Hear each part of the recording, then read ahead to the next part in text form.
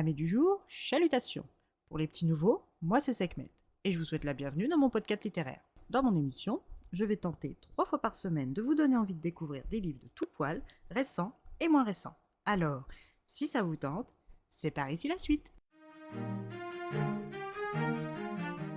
Aujourd'hui, je vais vous présenter Lettres de la papeterie de Ginza de Ueda Kenji, publié aux éditions Nami.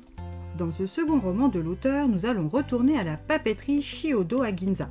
La boutique Shiodo, qui signifie les 4 trésors et tire son nom du terme Bunboshido, qui désigne les 4 trésors du lettré, le pinceau, le bâton d'encre de Chine, le papier de riz et la pierre à encre, est toujours située dans un bâtiment en pierre à l'aura présente et rassurante des anciennes boutiques de quartier.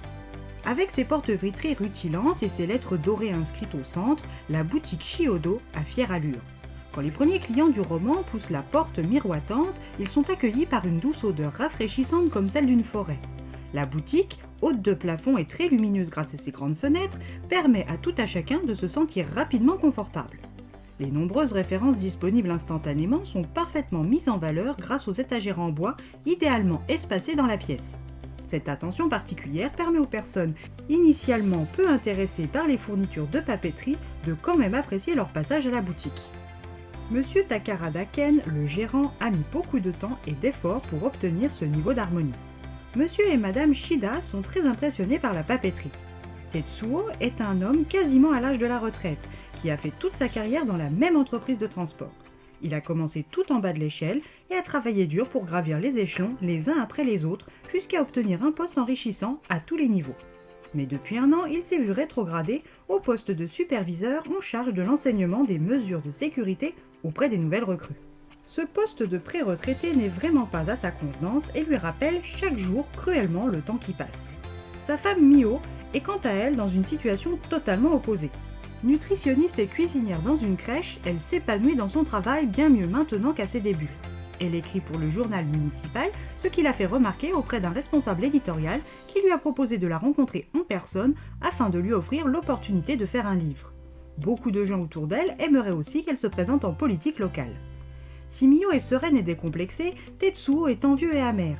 Mais heureusement qu'il y a beaucoup d'amour entre eux et qu'ils se connaissent depuis longtemps. Ils en ont passé des épreuves. Si aujourd'hui ils visitent le quartier de Ginza et la papeterie Shiodo pour la première fois, c'est grâce à leur fille Kotomi qui leur a préparé une sorte de voyage rétrospectif et initiatique à l'occasion de son mariage futur et de son départ pour l'étranger prochain. En bonne habituée de la papeterie, Kotomi a demandé l'aide de Ken et de son amie d'enfance Ryoko du salon de thé Ozu. L'expérience pour ce couple marié de longue date ne va pas manquer de les chambouler. C'est aussi des émotions fortes que vont vivre Tagawa Haruna et Miyashi Eita. Ces 2 collégiens sont venus à la papeterie Shiodo pour leur journée de stage en entreprise de 5e. Si Haruna est une habituée des lieux, c'est la première fois pour son camarade Eita. Ce champion du club de football est solaire, fluide à l'oral et d'une compagnie agréable, ce qui n'est pas du tout le cas d'Haruna. Discrète et réservée, elle se fait difficilement une place dans leur classe et laisse sa gentillesse prendre le pas sur son temps libre, ce que certaines n'hésitent pas à exploiter. Monsieur Takarada expérimente lui aussi pour la première fois l'accueil d'élèves stagiaires et il aimerait s'enrichir de cette nouvelle expérience tout en apportant quelque chose à ses apprentis papetiers d'un jour. Après les usuelles présentations, Ken les conduit dans un espace de sa boutique. Ici, chaque mois, il tente de créer un thème sous lequel il rassemble des articles divers et variés de sa papeterie afin de les mettre en avant ou simplement de les sortir de l'ombre. Aujourd'hui, c'est aux 2 collégiens de se pencher sur le choix d'un thème pour cet espace et de le remplir de manière harmonieuse et attractive afin de générer beaucoup d'intérêt chez la clientèle et d'encourager les ventes par la même occasion. Si pour Eita, le meneur au football populaire, cela lui semble accessible, pour la joueuse de badminton discrète, c'est une autre moulinette.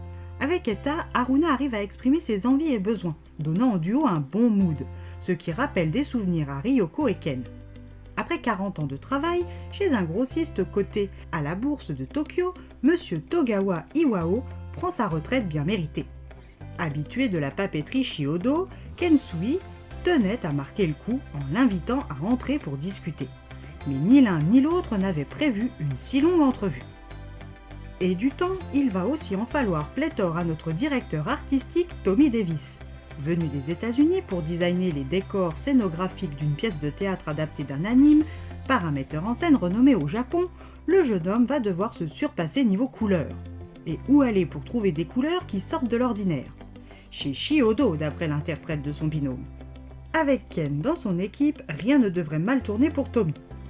Alors que vous soyez comme moi un ou une inconditionnelle des papeteries et des fournitures qui s'y cachent, ou non, venez pousser la porte vitrée de la papeterie de Ginza pour la seconde fois. Et comme tous les clients de la papeterie, vous ne regretterez pas votre temps.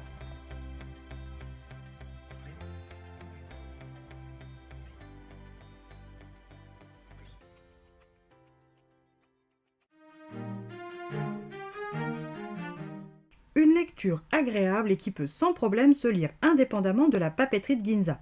Si vous aimez les romans où s'entrecroisent plusieurs petites rencontres, que vous avez besoin d'une bulle de quiétude, ce livre peut facilement se retrouver sur votre chevet ou dans votre sac. Et bien voilà, j'en ai fini pour aujourd'hui. J'espère que cet épisode vous aura plu et vous aura donné des nouvelles idées de lecture. Si vous souhaitez découvrir d'autres petits bonbons littéraires tout droit sortis de ma bibliothèque, je vous retrouve le samedi 28 mars prochain pour un nouvel épisode. Et si d'ici là je vous manque de trop, vous connaissez le chemin sur Instagram, @leslectures de Sekhmet. Sur ce, chalut les amis, et à la prochaine!